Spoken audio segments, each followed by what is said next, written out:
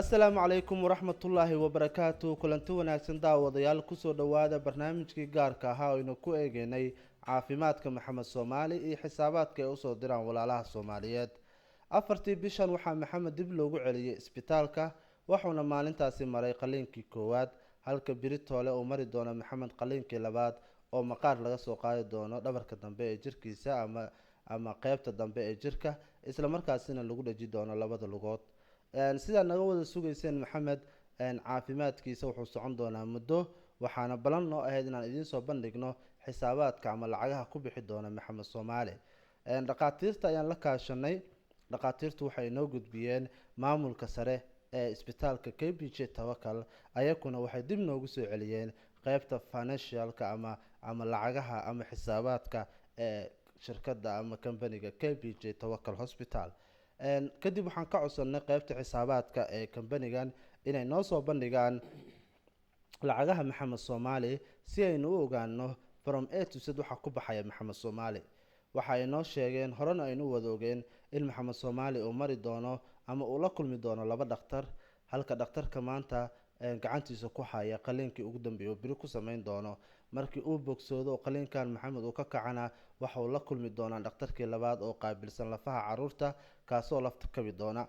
marka waxayna yidhaahdeen waxaan idiin sheegi karnaa oo keliya dhakhtarkan koowaad, balse dhakhtarka labaad idima sheegi karno. sababtuna waxay tahay hadda wuxuu ku maqan yahay fasax. markuu yimaado oo hawsha maxamed soomaali la qaabilo ama uu la wareego ayaan idiin sheegi doonaa lacagaha ku baxaya isla dhakhtarkaasi. laakiin dhakhtarkan waxa ay noo sheegeen inuu ku bixi doono maxamed soomaali 35,000 ilaa 40,000 oo ringid oo lacagta wadankaana. waa 40,000 oo ringid oo lacagta wadankaana oo doolar ahaan u dhiganta 9,523 doolar. waa 9,523 doolar ayay u dhigantaa.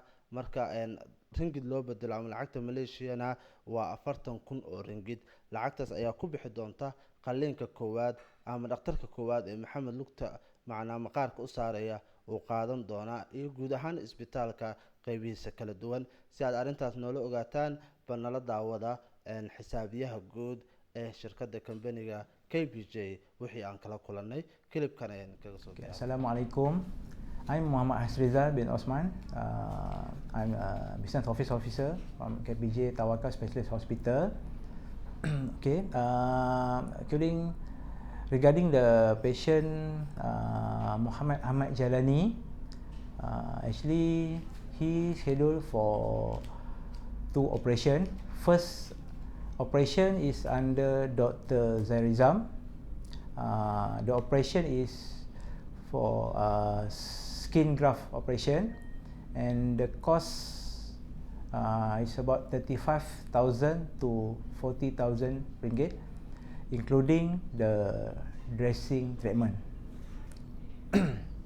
Then after that he will schedule for the ankle surgery under Dr. Abdul Muiz, and the cost still under discussion. waa hagaag daawadayaal, sida aad wada arkayseen islamarkaasina aad daawanayseen xisaabiyaha guud ee shirkadda ama isbitaalka k b j tawakal waxa uu inoo sheegay in maxamed caafimaadkiisa qeybta koowaad ay ku bixi doonto adduun lacageed oo gaaraya 40,000 oo ringid oo u dhiganta 9,523 doolar. waana lacagta maleeshiya marka loo bedelana waa 40,000 oo ringid.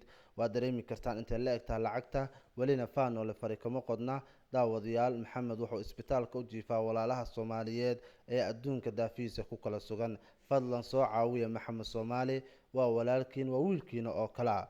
daawadayaal, haddana waxaan gudageli doonaa hadduu alla idmo lacagihii ay soo direereen walaalaha soomaaliyeed ee adduunka daafihiisa ku kala sugan, kuwaas oo ku kasoo kala diray xawaaladaha kala duwan ee ku yaala wadanka Malaysia. waxaan ku bilaabayaa xawaalada dahabshiil walaalaha lacagaha ku soo diray. waa xawaalada dahabshiil walaalaha lacagaha ku soo diray. walaalka koowaad ee lacagta u soo diray maxamed soomaali waa cabdisataar oo ku nool Australia. wuxuu maxamed soomaali kusoo sadaqaystay $287. waa 287 doolar oo u dhiganta 1208 ringgit waa 287 doolar oo u dhiganta 1208 ringgit walaalkaas ka guddoon maxaan ugu ducey lahayd جزاك الله خير ولكن وحن لا إله كبركيو أذن إله سداد نو فرحس سكدرنا الله كاغ فرحي إن شاء الله waa tahay walaalka labaad waa Leyla Maxamuud Cali waa Leyla Maxamuud Cali waxay Maxamed Soomaali ku soo sadaqaysatay 130 doolar oo u dhiganta 547 ringgit waa 330 doolar 130 doolar oo u dhiganta 547 ringgit walaashaas maxaa ugu ducey lahayd dabcan waxay ku nooshahay Sweden maxaad ugu ducey lahayd waxaan leeyahay walaashay ilaahay ku barakeeyo ilaahay ajri xasanaad Allah ka siiyo sidaad noo farxiso sikadarna Allah kaaga farxiyo insha Allah waa tahay qofka labaad waa Guuleed Faarax oo ku nool UK wuxuu Maxamed Soomaali ku soo sadaqaystay 50 doolar oo u dhiganta 210 ringgit waa 50 doolar oo u dhiganta 210 ringgit walaalkaas maxaad ugu ducey lahayd waxaan leeyahay walaalkay ilaahay ajri xasanaad Allah ka siiyo ilaahay adina ku barakeeyo wixii jecesha Allah ku saal insha Allah waa tahay qofka kale waa Nasteexo Axmed Cali waxay Maxamed Soomaali ku soo sadaqaysatay 50 doolar oo u dhiganta 210 ringgit waxayna ku nooshahay Muqdisho Soomaaliya walaashaas maxaa ugu ducey lahayd جزاك الله خير ولا شيء وحلا الله كبركيو إلهي أدين السداد نيجا إن شاء الله كوسالو إن قفل بأمرات ولا إلهي الأمرات كسوسال إن شاء الله waa tahay weli waxaan ku guda jirnaa lacagii lagu soo diray xawaalada dahabshiil walaasha xigta waa Nimco Cabdi Askar waxay Maxamed Soomaali ku soo sadaqaysatay 100 doolar oo u dhiganta 420 ringgit walaashaas maxaa ugu ducey lahayd جزاك الله خير ولا شيء الله كبركيو إلهي بارتي إذا كان الله إذا نوريو إلهي واحد فيلن قاعمين الله سوقي إن شاء الله waa tahay qofka kale waa Samiira Salaan Cusmaan waxay Maxamed Soomaali ku soo sadaqaysatay 50 doolar oo u dhiganta 210 ringgit waxayna ku nooshahay Norway walaashaas maxaa ugu ducey lahayd waxaan leeyahay جزاك الله خير ولا شيء الله كبركيو إلهي ما أرتاد إنه وحي قلبي جا وجعله إنه إلهي إنسان إن شاء الله أنتك سوق بقادر waa tahay qofka kale waa Cali Axmed Wehliye wuxuu Maxamed Soomaali ku soo sadaqaystay 100 doolar oo u dhiganta 420 ringgit walaalkaas maxaa ugu ducey lahayd dabcan waxa uu ku nool yahay Norway جزاك الله خير ولكن وحنا لا إله كبركيو إلهي إذا كان قفل مراد والبو إلهي مراد كسوسال إن شاء الله بإذن الله الكريم waa tahay qofka kale waa Xasan Xaaji Cilmi waxa uu ku nool yahay UK wuxuu Maxamed Soomaali ku soo sadaqaystay 50 doolar oo u dhiganta 210 ringgit maxaa ugu ducey lahayd waxaan leeyahay Allah ku barakeeyo ilaahay ku xifdiyo ilaahay qofal baniid soo jeceshay inuu ilaahay u saal biidni ilaahay kariim insha Allah waa tahay qofka kale waa Hodan Cumar Cali waxay ku nooshahay Mareykanka waxay Maxamed Soomaali ku soo sadaqaysatay 100 doolar oo u dhiganta 420 ringgit maxaad ugu ducey lahayd جزاك الله خير إلهي أدينا أجري حسنات الله كاسيو أنتي محمد سومالي ويلكين واي أو كقيب قادتي أو دنقتي إلهي مارتي إذا كان فريج غير غوالادين فرو إن شاء الله waa tahay Allah u aqbalo walaalaha Soomaaliyeed ducada aabe Axmed Jeelaani oo ah aabaha dhalay Maxamed Soomaali qofka kale waa Cabdiwali Xasan Cali waxa uu Maxamed Soomaali ku soo sadaqaystay 100 doolar oo u dhiganta 420 ringgit waxa uuna ku nool yahay Mareykanka maxaa ugu ducey lahayd waxaan leeyahay walaalkii Cabdiwali جزاك الله خير إلهي هذين بركيو سيداد نو فرحسن الله هذين كفرحي إن شاء الله ويلكن وسودعي بإذن الله الكريم إن شاء الله waa tahay qofka kale waa Naima Maxamed Cumar waxay Maxamed Soomaali ku soo sadaqaysatay 50 doolar oo u dhiganta 210 ringgit waxayna ku nooshahay Saudi Arabia maxaa ugu ducey lahayd جزاك الله خير نعيم وحان لها إلهي بركيو إلهي ما أرتي إن فريج خير قوم يشهد الله وفرو سيداد نو فرحسن الله هذين كفرحي إن شاء الله waa tahay qofka xiga wuxuu noqonayaa Maano Faarax Maxamuud waxa ay ku nooshahay Norway waxay maxamed soomaali kusoo sadaqaysatay $100 oo u dhiganta 420 ringgit. maxaa ugu ducay lahayd? jazaaka allah khayr walaashay waxaan leeyahay ilaaha ku barakeeyo ilaahay qalbigaa wuxuu jecel yahay allah kuu saalo insha allah. waa tahay qofka kale oo xiga waxa uu noqonayaa jaamac xaaji cusmaan. jaamac xaaji cusmaan waxa uu ku nool yahay UK. wuxuu maxamed soomaali kusoo sadaqaystay $50 oo u dhiganta 210 ringgit. maxaa ugu ducay lahayd? walaalkay waxaan leeyahay jazaaka allah khayr ilaahay ha ku barakeeyo adina ilaahay gacantaada waxa filin allah soo geliyo insha allah. waa tahay allah u aqbalo walaalaha soomaaliyeed ducada aabe axmed jeelaani. qofka kaloo xiga waa luul faarax maxamed. waxa ay ku nooshahay Norway. waxay maxamed soomaali kusoo sadaqaysatay $100 oo u dhiganta 421 ringgit. maxaa ugu ducay lahayd? jazaaka allah khayr walaashay waxaan leeyahay ilaahay ha ku barakeeyo adina sidaad noo farxisa si ka daran ilaahay adinka farxiyo intii ka soo qayb qaadid maxamed waxaan leeyahay jazaaka allah khayr. waa tahay qofka kaloo xiga waxa uu noqonayaa waa farxiyo xasan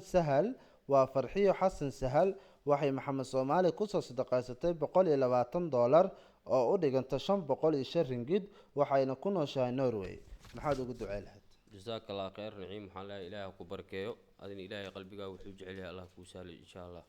qofka kaloo xiga waxa uu noqonayaa waa fu'aad abuukar muuse. wuxuu maxamed soomaali kusoo sadaqaystay $50 waxa uuna ku nool yahay Helsinki, Finland. waxa ayna u dhigantaa $50 210 ringgit. maxaa ugu ducay lahayd? jazaaka allah khayr walaalkay waxaan leeyahay allah ku barakeeyo sidaad maaragtay adiga nooga farxisay si ka daran allah idinka farxiyo insha allah. waa tahay qofka kaloo xiga waxa uu noqonayaa cabdiraxmaan cali. wuxuu maxamed soomaali kusoo sadaqaystay $100 oo u dhiganta 421 ringgit. waxa uuna ku nool yahay Mareykanka. maxaa ugu ducay lahayd? jazaaka allah khayr walaalkay waxaan leeyahay ilaahay muraadka aad leedahay adina ilaha kuu sahlo anagana waa idin soo duceynaynaa insha allah allah idin barakeeyo. waa tahay qofka kaloo xiga waxa uu noqonayaa abuukar cabdi guutaale. waxa uu maxamed soomaali kusoo sadaqaystay $100 oo u dhiganta 421 ringgit. waxa uuna ku nool yahay Norway. maxaa ugu ducay lahayd walaalkaas? jazaaka allah khayr walaalkay waxaan leeyahay allah ku barakeeyo ilaahay ajri xasanaad allah kaa siiyo sidaad noo farxiseen si ka daran allah idinka wada farxiyo insha allah. waa tahay allah u aqbalo walaalaha soomaaliyeed ducada aabe axmed jeylaani. waxa aynu u gudbaynaa qofka kaloo xiga waa cabdiraxmaan faarax cabdi. waxuu maxamed soomaali kusoo sadaqaystay $100 oo u dhiganta 421 ringgit. waxa uuna ku nool yahay Australia. maxaad ugu ducay lahayd? jazaaka allah khayr walaalkay waxaan leeyahay allah ku barakeeyo ilaahay maaragtay qalbigaa wuxuu jecel yahay allah kuu sahlo sidaad noo caawiseen si ka daran allah idin caawiyo insha allah. waa tahay qofka kaloo xiga waxa uu noqonayaa waa hani maxamed xasan. waxa ay maxamed soomaali kusoo sadaqaysatay $50 oo u dhiganta 210 ringgit. waxayna ku nooshahay Helsinki, Finland. maxaad ugu ducay lahayd? jazaaka allah khayr walaashay waxaan leeyahay ilaahay ku barakeeyo sidaad noo farxiseen allah idinka farxiyo insha allah waa idin soo duceynaynaa biidni illahi kariim. waa tahay qofka kaloo xiga waxa uu noqonayaa xasan muriidi. waxa uu maxamed soomaali kusoo sadaqaystay $100 oo u dhiganta 421 ringgit. waxa uuna ku nool yahay UK, London. maxaad ugu ducay lahayd walaalkaas? jazaaka allah khayr walaalkay sidii qalbigaa uu jecel yahay allah kuu sahlo sidaad noo farxiseen allah idinka wada farxiyo insha allah saad noo caawiseen allah idin caawiyo biidni illahi kariim. waa tahay qofka kaloo xiga waxa uu noqonayaa daawadayaal faaduma muuse faarax. waxa ay maxamed soomaali kusoo sadaqaysatay $50 oo u dhiganta 210 ringgit. waxayna ku nooshahay Sweden. maxaad ugu ducay lahayd walaashaas? jazaaka allah khayr walaashay waxaan leeyahay allah ku barakeeyo ilaahay muraadka aad leedahay allah kuu sahlo intii maxamed soo caawisay ilaahay waxaan idinka baryaa waxaad ku faraxdiin allah idin siiyo insha allah. waa tahay daawadayaal weli waxaanu ku guda jirnaa lacagihii walaalaha soomaaliyeed ay kusoo sadaqaysteen maxamed soomaali. walaalka xiga waxa ay noqonaysaa hodan maxamed cabdulle. waxa ay ku nooshahay Mareykanka. waxay maxamed soomaali kusoo sadaqaysatay $100 oo u dhiganta 421 ringgit. walaashaas maxaa ugu ducay lahayd? jazaaka allah khayr walaashay waxaan leeyahay allah ku barakeeyo ilaahay adina qalbigaa wuxuu jecel yahay allah kuu sahlo muraad walba aad leedahay ilaahay sahal musaal allah kaa dhigo insha allah. waa tahay qofka kaloo xiga waxa uu noqonayaa waa yunis cabdi maxamed. waa yunis cabdi maxamed waxa uu ku nool yahay canada. wuxuu maxamed soomaali kusoo sadaqaysta $100 oo u dhiganta 421 ringgit. maxaad ugu duceyleed walaalkaas? jasaaka allah khayr walaalkay waxaan leeyahay ilaahay ha ku barakeeyo ilaahay qalbigaaga wuxuu jecel allah kuu sahlo biidni illahi kariim insha allah waa idin soo duceyneynaa waa tahay daawadayaal, waa weli waxaan ku guda jirnaa lacagihii walaalaha soomaaliyeed ay kusoo sadaqaysteen maxamed soomaali. qofka xiga waa cali xuseen maxamed. waa cali xuseen maxamed waxa uu ku nool yahay sweden. wuxuu maxamed soomaali kusoo sadaqaystay $50 oo u dhiganta 210 ringgit. maxaad ugu ducey lahayd walaalkaas? jasaaka allah khayr walaalkay waxaan leeyahay allah ku barakeeyo ilaahay qalbigaaga wuxuu jecel allah kuu sahlo intii kasoo qayb qaadatay waxaan idin leeyahay ilaahay muraad walba aleedin inuu ilaahay idin sahlo insha allah waa tahay intaas waxaa ku eg walaalihii lacagihii kusoo diray xawaalada dahabsheel. haddana waxaan gudagelaynaa xawaalada iftin. walaalaha lacagaha kusoo diray waa cabdixabiib karama. wuxuu maxamed soomaali kusoo sadaqaystay $200 oo u dhiganta 840 ringgit. waxa uuna ku nool yahay nairobi kenya. maxaad ugu ducey lahayd walaalkaas? jasaaka allah khayr walaalkay waxaan leeyahay ilaahay ha ku barakeeyo ilaahay idinka badankiisa gacanta allah soo geliyo intii kasoo qayb qaadatay oo maxamed soo caawisana ilaahay waxaan idinka baryaa idinkana ilaahay inuu idin caawiyo insha allah waa tahay qofka kaloo xiga waxa uu noqonayaa xawaalada iftin lacagaha kusoo diray waxa uu noqonayaa nuuro saalax suleymaan. waxa ay ku nooshahay abu dubay. waxay maxamed soomaali kusoo sadaqaysatay $50 oo u dhiganta 210 ringgit. maxaad ugu ducey lahayd? jasaaka allah khayr walaashay waxaan leeyahay allah ku barakeeyo ilaahay muraadka leedahay allah kuu sahlo insha allah intii kasoo qayb qaadatay jasaaka allah khayr waa tahay qofka kaloo xiga haddaan usii gudagalno daawadayaal waxa uu noqonayaa caasho dhuxulow gacal. waa caasho dhuxulow gacal. waxa ay kasoo dirta lacagtan ama ay ku nooshahay wardhigley muqdisho soomaaliya.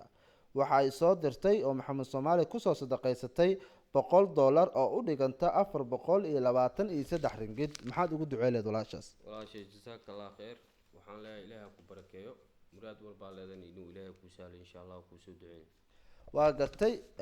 walaalaha kale haddaan usii gudagalno waa xasan cilmi muumin oo ku nool bakistan. wuxuu maxamed soomaali kusoo sadaqaystay $30 oo u dhiganta 100 ringgit. maxaad ugu ducey lahayd walaalkaas? jasaaka allah khayr walaalkay waxaan leeyahay waxbarashadaada allah kuu barakeeyo ilaahay maaragtay guul allah kaa siiyo sidaad noo caawisay si kadarna allah kuu caawiyo insha allah waa tahay walaalaha soomaaliyeed lacagihii ay usoo direen ama ay kusoo sadaqaysteen maxamed soomaali ayaynu weli ku guda jirnaa.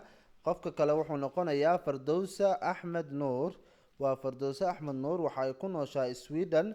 waxay maxamed soomaali kusoo sadaqaysatay $50 oo u dhiganta 100 ringgit. 210 ringgit. waa $50 oo u dhiganta 210 ringgit. walaashaas maxaad ugu ducey lahayd? walaashay jasaaka allah khayr allah ku barakeeyo qalbigaa wuxuu jecel yahay allah kuu sahlo insha allah kuu soo duceynay biidni illah waa hagaag daawadayaal, weli waxaanu ku guda jirnaa lacagaha walaalaha soomaaliyeed ay kusoo sadaqaysteen maxamed soomaali. dabcan labadii maalin ee lasoo dhaafay waxaan ku mashquulsaneen arrinta maxamed soomaali oo isbitaalkiisa ayaynu ku hoolaneen. walaalo fara badan ayaa lacagaha soo diray. dabcan noo dulqaata, dad badan ayaa meeshaan foomamkooda iyo sasiidyadooda iyo lacagahooda ay yaalaan. waxaynu rabnaa qof walba inaan idiin cadeyno lacagtuu soo diray halka uu ku nool yahay. qofkii videogan iska waaya ama aanan magaciisa halkan ka maqal waxay noqonaysaa laba arin: in lacagtiisa aysan soo gaarin ama in xawaalada uu ka jiro problem. fadlan la socda magaciina iyo lacagihiina si aad u ogaataan tixraacan ay u yeelato lacagaha aad kusoo sadaqaysateen maxamed soomaali waxuu daawadayaal u jiifaa isbitaalka walaalaha soomaaliyeed caawinaadiisa. fadlan ha ka caajisinina inaad wax tartaan oo aad meeshaas kasoo saartaan ama isbitaalka aad kasoo saartaan maxamed soomaali. balanteenu waa inaynu caawino maxamed soomaali. weli waxaanu ku guda jirnaa walaalihii lacagaha kusoo sadaqaystay maxamed soomaali. xawaalada muna express walaalka soo diray lacagtan waa abshiro iliyas xaaji. waxa ay ku nooshaa holland. waxay maxamed soomaali kusoo sadaqaysatay $50 oo u dhiganta 210 ringgit. walaashaas ka guddoon maxaana ugu ducey lahayd? jasaaka allah khayr walaasheeda allah barakeeyo ilaahay qalbigeeda wuxuu jecel yahay allah u sahlo iyo intii kasoo qayb qaadatay waxay ku farxaan allah siiyo insha allah waa tahay qofka kaloo xiga waxa uu noqonayaa hadduu allaha awoodda leh raalli uu ka noqdo waa felis cabdi warsame. waa felis cabdi warsame waxa ay ku nooshahay australia. waxay maxamed soomaali kusoo sadaqaysatay 400 oo dollar oo u dhiganta 1680 ringgit.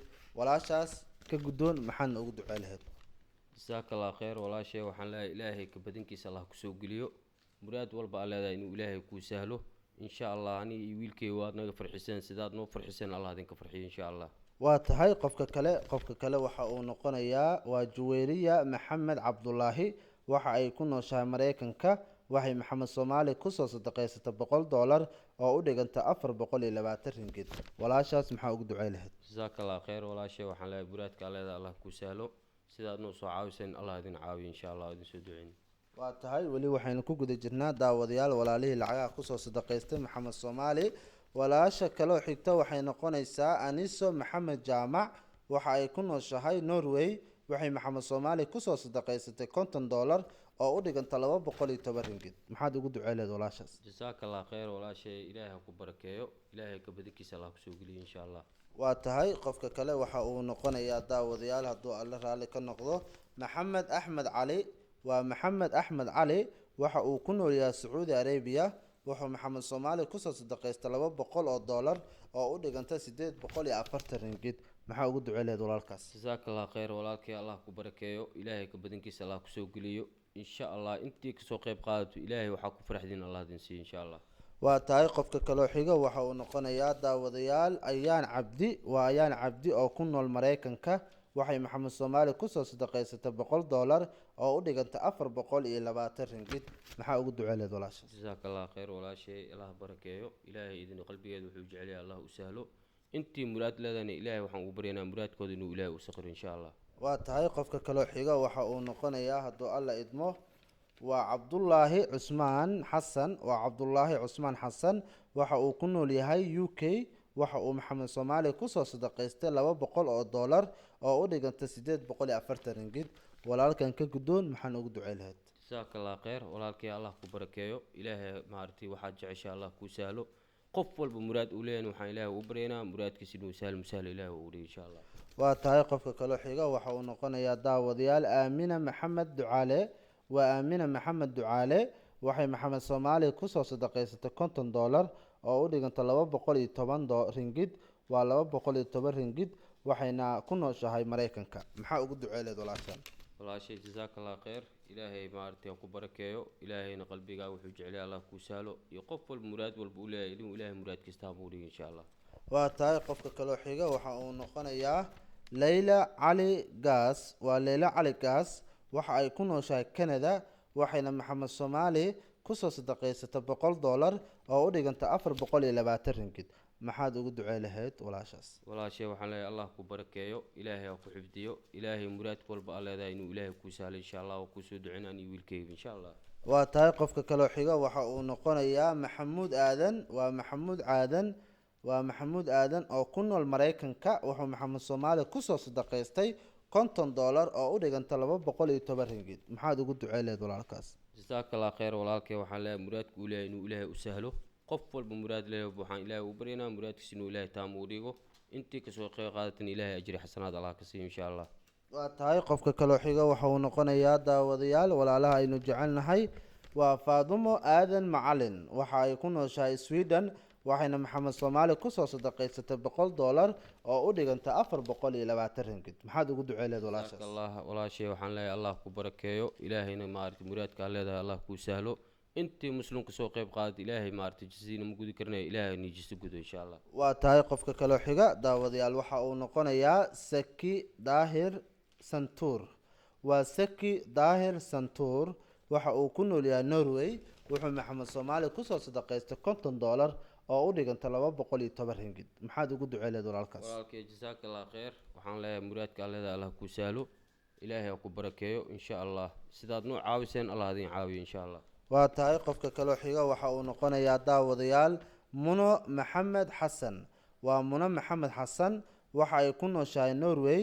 waxay maxamed soomaali kusoo sadaqaysatay 100 dollar oo u dhiganta 420 ringgit maxaad ugu duceeled walaashaas walaashay jazaaka allah khayr allah ku barakeeyo muraadka leedahay allah ku sahlo intii muraad leedahay waxaan leeyahay muraadkiin taam allah idinka dhigo insha allah waa tahay qofka kaloo xiga waxa uu noqonayaa daawadayaal waa cabdulaahi maxamed nuur waa cabdulaahi maxamed nuur waxa uu ku nool yahay sweden wuxuu maxamed soomaali kusoo sadaqaystay $50 oo u dhiganta 210 ringgit maxaad ugu ducey lahayd walaalkaas walaalkay jazaaka allah khayr ilaahay ha ku barakeeyo muraadka leedahay allah ku sahlo ilaahay ma aragtay waxaad qof walba wuxuu jecel yahay niyadiis inuu ilaahay sahlo u dhigo insha allah waa tahay qofka kaloo xiga waxa uu noqonayaa shamso maxamed cali waxa ay kasoo dirta lacagtan suuq bacaad muqdisho soomaaliya waxa ayna soo dirto maxamed soomaali kusoo sadaqaysatay $50 oo u dhiganta 210 ringgit maxaad ugu duceeleed walaasha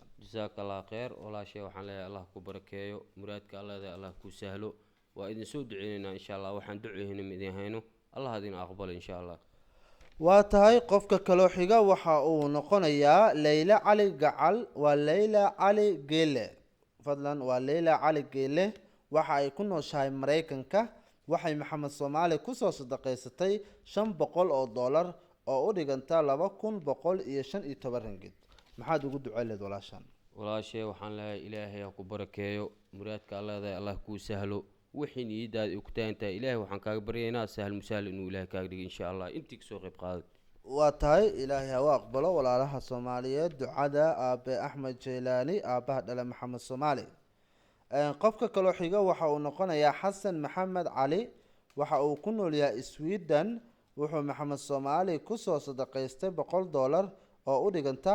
420 ringgit walaalkaas maxaa ugu ducey lahayd walaalkay waxaan leeyahay jazaaka allah khayr ilaahay ha ku barakeeyo ilaahayna ajri xasanaad allah kaa siiyo insha allah waa tahay qofka kale ayaynu daawadayaal gudagelaynaa hadduu alla idmo waxa uu noqonayaa cabdiweli cali maxamed waa cabdiweli cali maxamed waxa uu ku nool yahay sweden wuxuu maxamed soomaali kusoo sadaqaystay $50 oo u dhiganta 210 ringgit walaalkaas ka guddoon maxaadna ugu ducey lahayd jazaaka allah khayr walaalkay waxaan leeyahay ilaahay ajri xasanaad allah kaa siiyo ilaahay muraadka leedayna allah kuu sahlo insha allah waa tahay qofka kale waxa uu noqonayaa cabdi bashiir waa cabdi bashiir oo ku nool maraykanka wuxuu maxamed soomaali kusoo sadaqaystay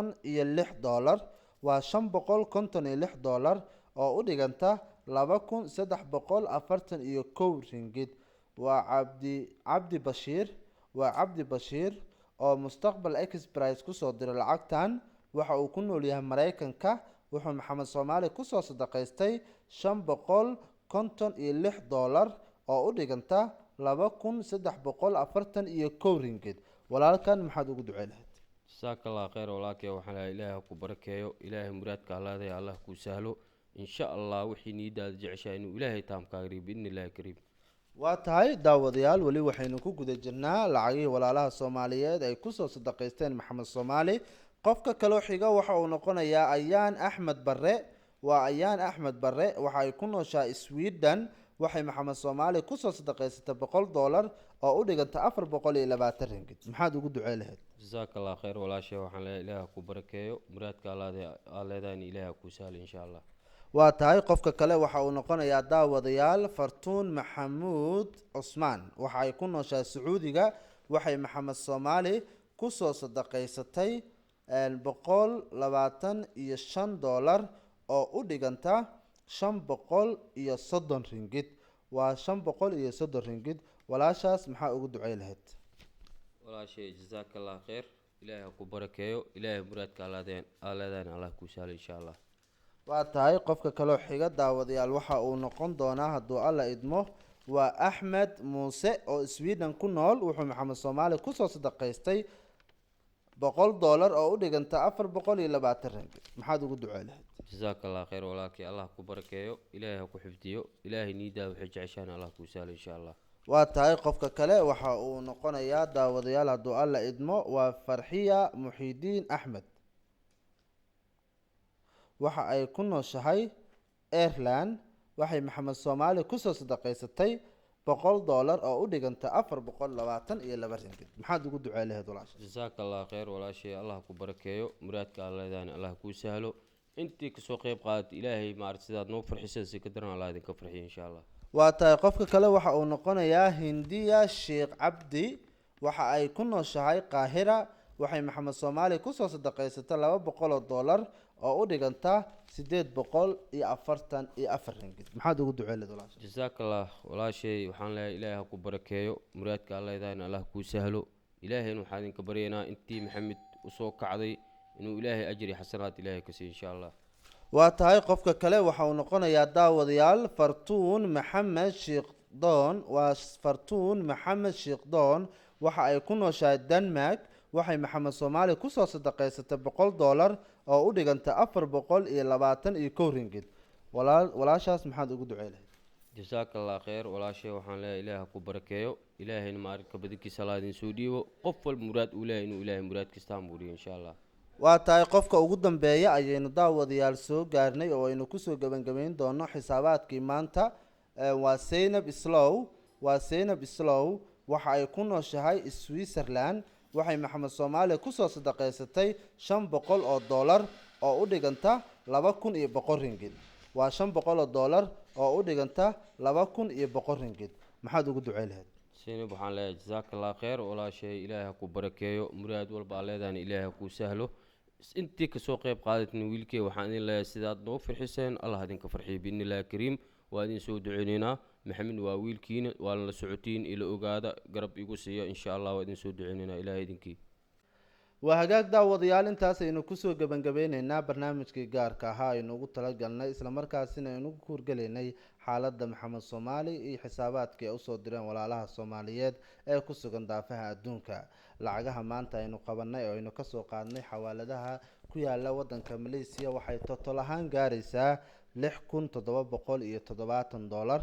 lacagta maanta oo bishu ay ku beegan tahay 6da bisha koowaad 2016 aanu qabanay waxa ay gaaraysaa ama ay noqotay $6,770 oo u dhiganta lacagta Malaysia ringgit 28,400 ringgit. haddaba waa $6,770 oo aynu markii loo dhigo lacagta Malaysia ama markii lagu bedelo lacagta Malaysia noqonaysa 28,400 oo ringgit. daawadayaal qofkii iska waaya magaciisa fiideogan iyo fiideodii hore waxa ay noqonaysaa laba mid oo kaliya in lacagtiisa aysan soo gaarin oo xawaaladu ay ku dhagan tahay ama in waxyaabo kale ay jiraan. fadlan u kurgal magacaaga haddii aad ka weysana xisaab dib noogu soo celi si aynu u ogaano halka ay ku maqan tahay haddaad soo dirta lacagtaada. fadlan walaalkiin soo caawiya maxamed soomaali iyo aabihiis mar walba gacantiina ayuu u baahan yahay. fadlan soo caawiya lacagtii aad ugu tala gasheen oo aad usoo dirteen walaalkiina waatanaa waa $6,770. waa $6,770 oo u dhiganta 28,400 oo ringgit. waa 28,400 oo ringgit. waxaan ku wareejiyey maxamed soomaali aabihiis axmed jeelaani. axmed lacagtaas waa haysaa soo maha? waa haystaa lacagtaas walaalkay azaari khayr allah ku siiyo jazaaka allah khayr walaalo waan ku duceynani wiilkaygi dhammaan inta walaalahay muslimiinta soomaali weyn waxaan idinku duceyneynaa aniga wiilkay maxamed soomaali inuu ilaahay ajri xasanaad idinka siiyo sidaad noo caawiseen si ka daran inuu ilaahay idin caawiyo qof walba oo muraad uu leeyahay inuu ilaahay muraadkiisa uga dhigo mid taam ah inuu ilaahay maaragta qalbigiisa u jecel yahay inuu ilaahay uu kaga sahlo. marka runtii horta maanta farxad aad iyo aad u weyn ayaan dareemayaa oon aad uga helay walaalahay muslimiinta soomaali weyn meel walba ay joogaan. ilaahay waxaa idinka baryaa inuu ilaahay maaragta farxaddaada iga farxiseen inuu ilaahay idinka farxiyo bedelkiisa oo ka badan inuu ilaahay idin soo geliyo. haddana waxaan kalsooni aan aad iyo aad aan ka qaatay oon wiilkayga maanta maxamed soomaali ugu jiifaa isbitaalkaas walaalahay soomaali weyn sidaad deeqda ii soo gaarsiiseen waatana waa helay lacagtan walaalkay khayr allah siiyo intii kasoo qayb qaadatin waxaan idinku duceyneynaa inuu ilaahay ajri xasanaad inuu ilaahay idinka siiyo. waxaa kaloo jirto maxamedna hadda beri qaliin uu geli rabaa hadduu alle idmo oo maqaar dhabarka laga soo qaadayo oo yacni jirkii loogu dhejinayo insha allah igu soo duceeya wiilkay waa wiilkiina maxamed waxaan jeclaa asoo caafimaad qabo oo taama inuu ilaahay i tusiyo idinkan waad aragtaan insha allah waana ma aragtay mid aad iyo aad aan u sugayno ilaahay waxaan idinka baryaa idinkana sidaas isi lamid inuu ilaahay idin caawiyo ani waad i caawiseen intii muslim dhibaataysan waxaan leenahay ilaahay dhibkaa ka saaro maxamedna in ka daran way iska jirtaa iyagana waxaan leenahay ilaahay caafimaad cumri dheer ha siiyo dhibaatada allah naga qaado insha allah waa idin soo ducaynaynaa biidni illaahi kariim waa tahay allaha idiin aqbalo ducada walaalkiin axmed jeelaani aabbaha maxamed soomaali daawadayaal lacagtii aynu aruurinaynay afartii maalin ee lasoo dhaafay doolar ahaan waxa ay noqonaysaa 15,870 doolar waa 15,870 doolar horey waxaan u haynay 9,100 doolar waxaynu maanta qabanay 6,770 doolar marka la isu geeyana waxa ay noqonaysaa 15,870 doolar haddaan ringid ahaan u bedelana waxa ay noqonaysaa daawadayaal hadduu alla idmo waxa ay noqonaysaa ringid ahaan haddii aynu u bedelno waa 66,600 oo ringid waa 66,600 oo ringid waa 66,600 oo ringid daawadayaal waxaan idinkaga mahad celinaynaa sida walaalkiin aad mar walba u garab taagan tihiin aniguna waxaan idin ballan qaadayaa step walba uu maraya maxamed soomaali inaan idiin soo bandhigo lacagihiinana sidoo kale si loo helo transparency inaan mar walba idiin soo gudbino hadba sida ay duruuftu noo saamaxdo maadaama maxamed soomaali hadda isbitaalkii dib loogu celiyey daily report weekly report iyo monthly report intuba waan idiin soo bandhigi doonaa daawadayaal hadduu alla idmo ilaahay ajir ha idinka siiyo intaynu barnaamijkan kan xiga aynu gaari doono hadduu alla idmo waxaan idinkaga tegaynaa dhammaantiin aniga iyo aabbaha maxamed soomaali oo isku duuban waxaan idinkaga tegaynaa sidaas i nabadgelyo waxaa naga xasuusa in caawa maxamed soomaali uusan nala joogin oo isbitaalka ku jiro oo hadda aynu kasoo laabanay xawaaladihii weli ma aynan u tegin saacado kahor ayay noogu dambeysay caawa waxaan rabnaa inaan u tagno aabbaha ayaa ku qoran oo lasoo jiifan doona marka waxaan idinka codsanaynaa daawadayaal inaad usoo ducaysaan maxamed soomaali biri waxa uu mari doonaa qaliinkii waxaana maqaarka laga soo fiiqi doonaa dhabarka dambe iyadoo lagu dhejin doono lugaha maqaarka ayaa dhabarka laga soo fiiqi doonaa lugaha ayaa lagu dheji doonaa ducadiina ayuu u baahan yahay gacantiina ayuu u baahan yahay waxaynu idinkaga tegaynaa sidaasi nabadgelyo wasalaamu calaykum waraxmatullaahi wabarakaatu